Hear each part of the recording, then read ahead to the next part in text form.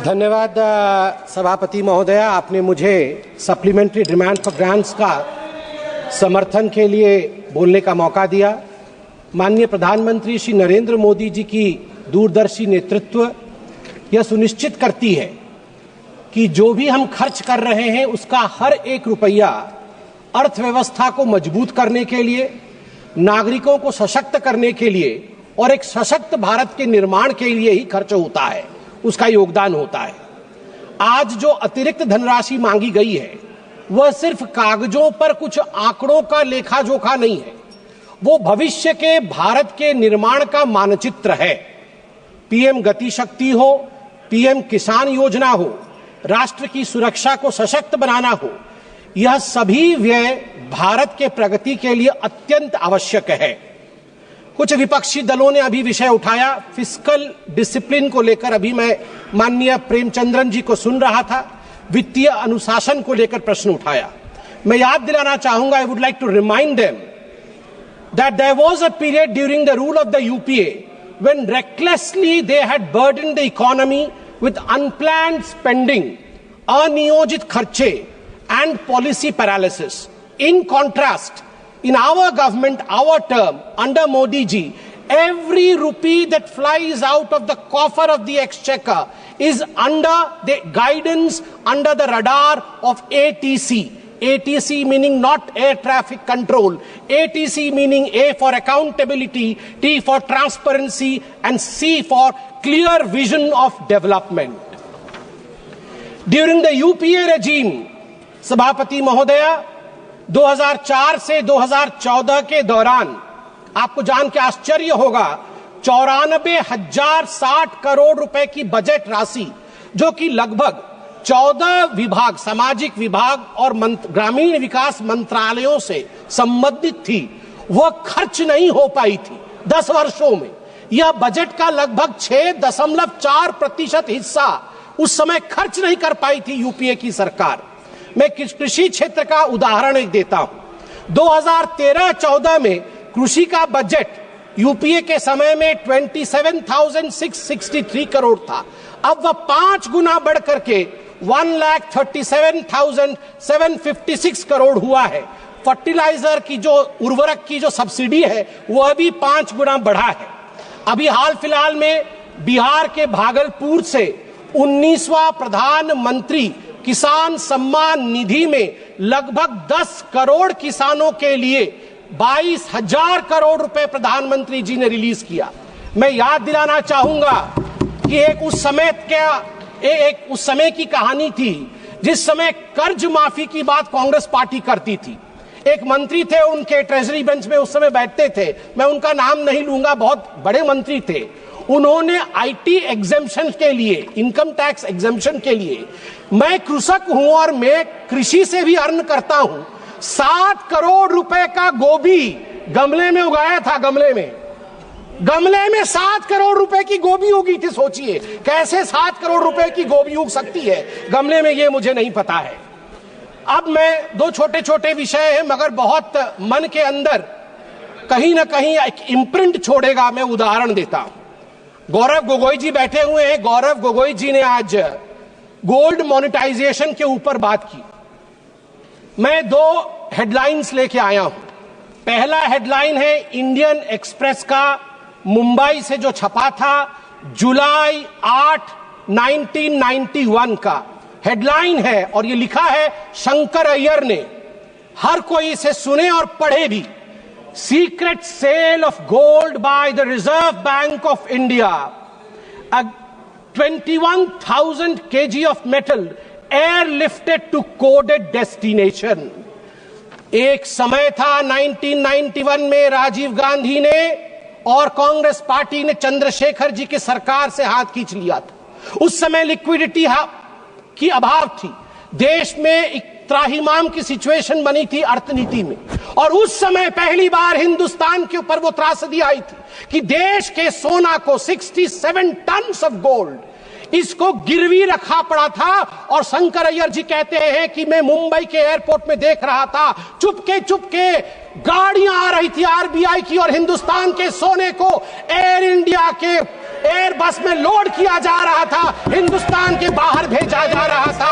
आप सोच के देखिए। और दूसरा हेडलाइन सभापति महोदया में पढ़ना चाहूंगा 31 मई 2024 का, RBI brings back home 100 tons of gold from United Kingdom. Narendra Modi ji के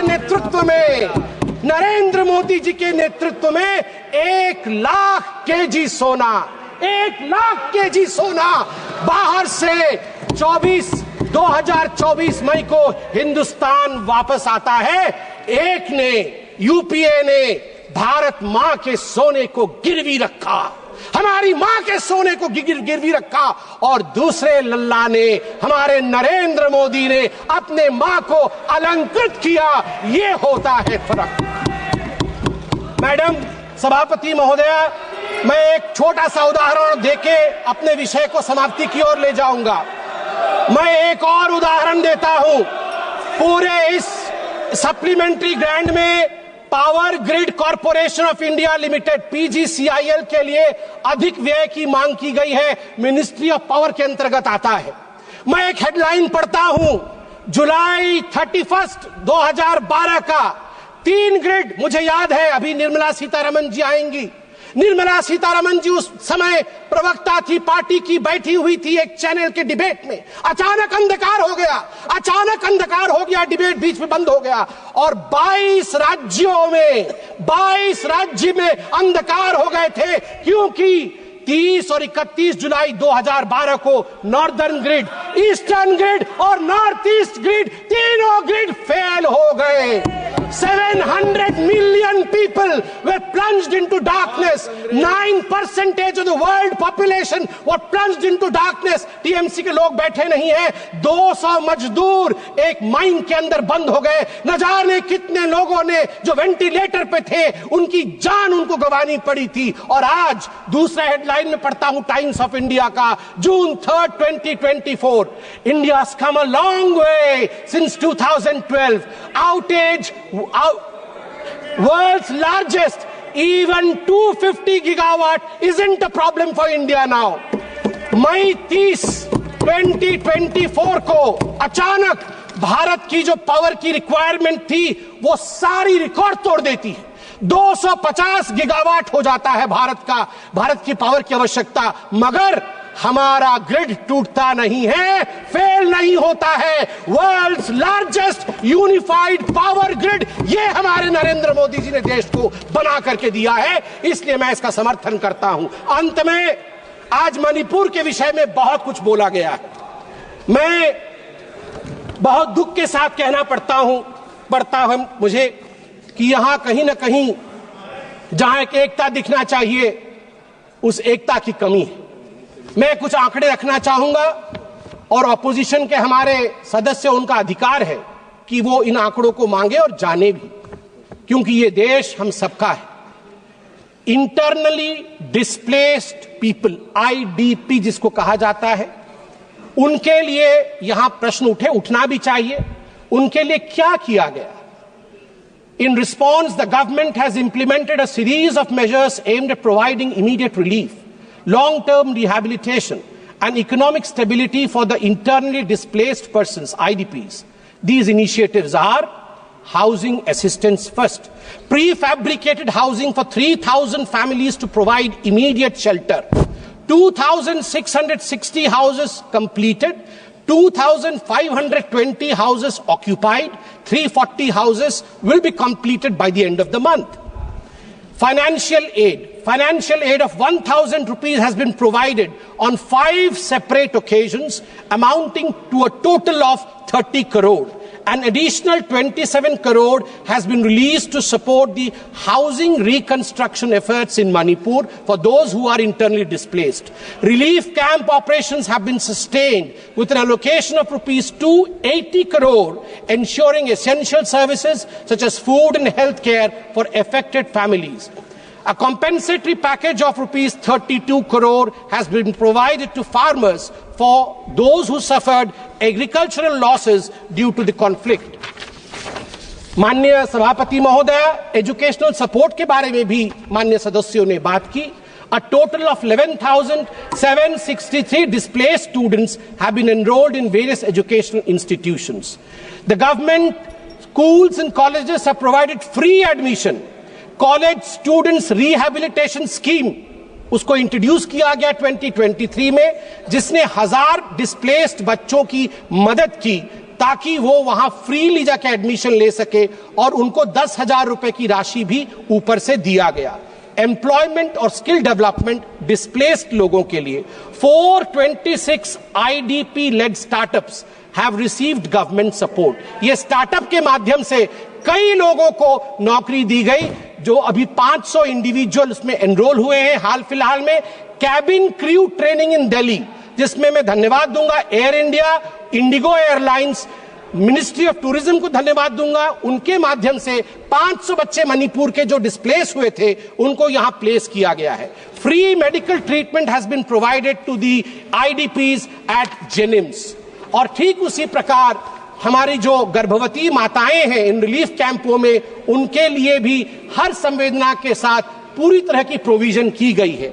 अंत में महोदया, मैं बस अपने भाषण के अंत में यही कहना चाहूंगा कि हमारे राहुल जी ने थोड़े दिन पहले, कल ही उन्होंने कहा कि वोटर लिस्ट में गड़बड़ी है। अभी अरविंद सावंत जी भी बोल रहे थे कि वोटर लिस्ट में गड़बड़ी।